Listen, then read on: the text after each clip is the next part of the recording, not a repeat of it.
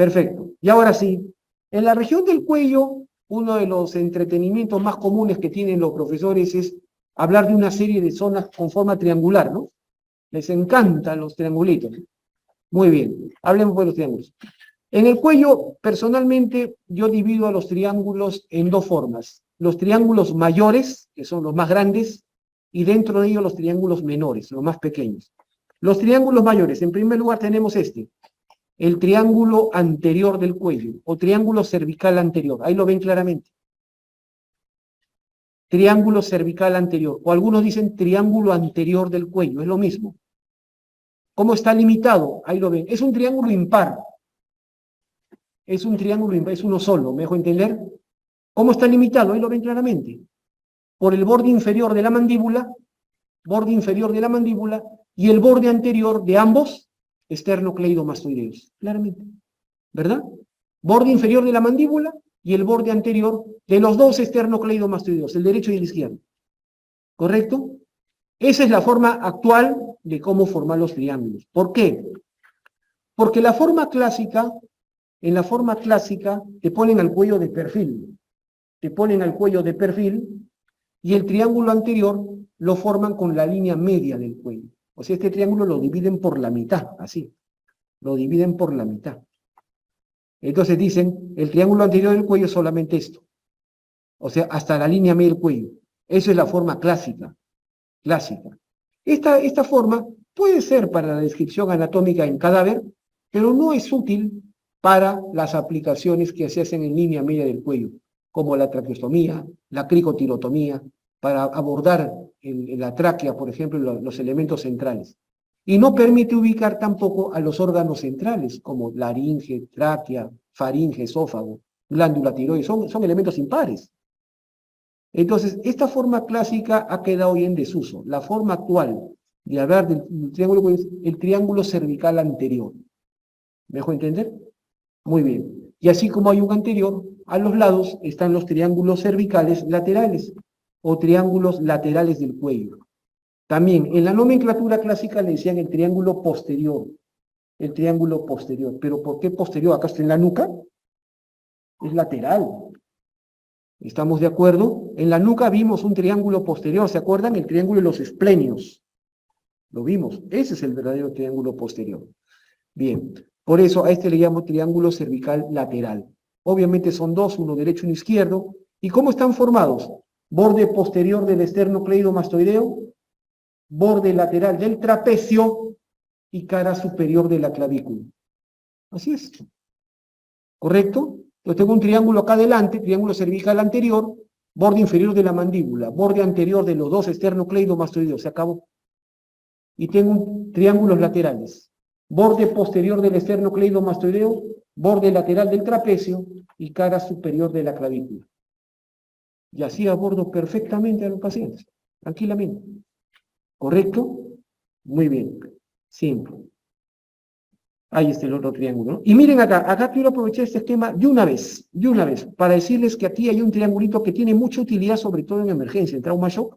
Nosotros usamos este triangulito acá, ¿ve? Que los anatomistas clásicos ni lo mencionan, este triangulito. ¿Ustedes se acuerdan que el esternocleidomastoideo tiene dos fascículos abajo? Porque se inserta en esternón y se inserta en clavícula. Entonces dicen, hay un fascículo esternal y un fascículo clavicular. ¿Verdad?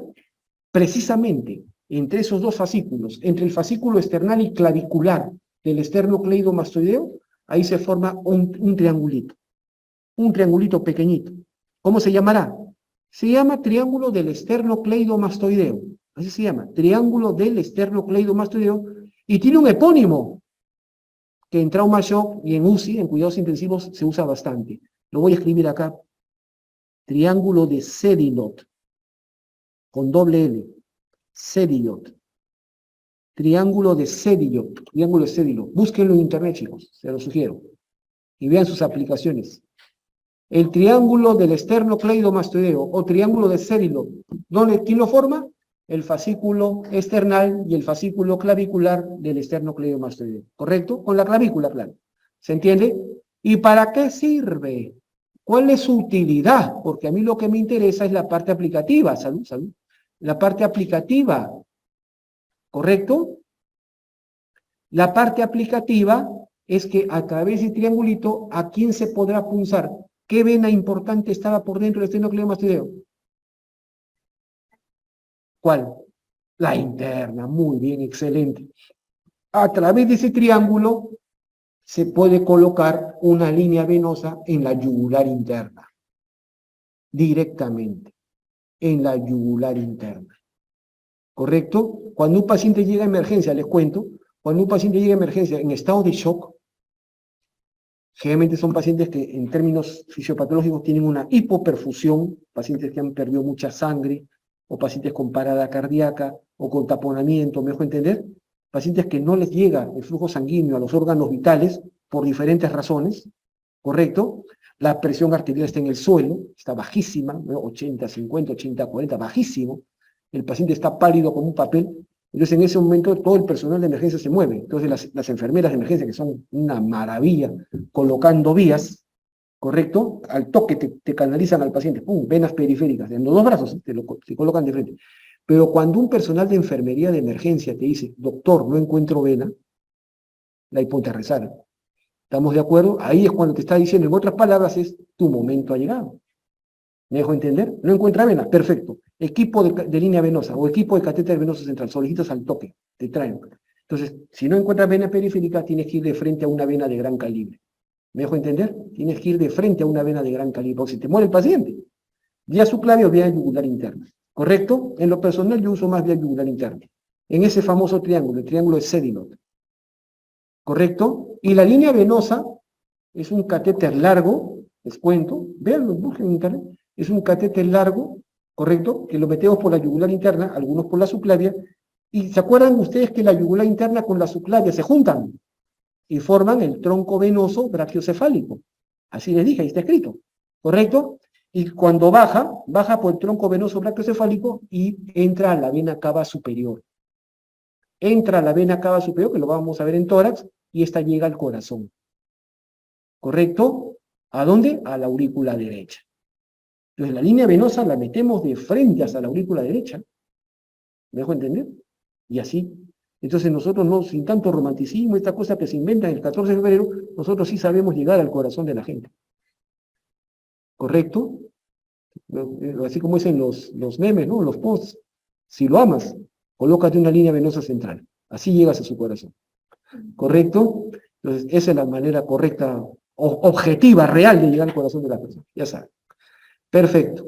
Entonces, y colocas volúmenes altos de electrolitos o colocas medicamentos que de pronto en una vena periférica podrían causar perforación o irritación de las venas. Hay medicamentos muy fuertes que se usan para revitalizar al paciente, para evitar las funciones. Entonces, ¿estamos de acuerdo?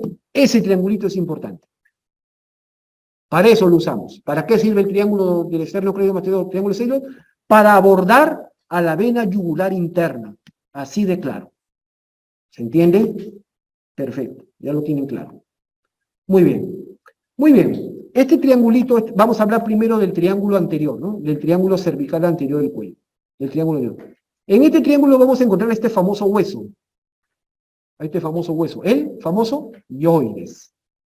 ¿Correcto? Algunos dicen, el yoides, me da gracia cuando escucho a algunos dicen, el yoides es el único que ese hueso se encuentra flotando. Es el único, es verdad, que es el único hueso del cuerpo humano que no está articulado con ningún otro hueso.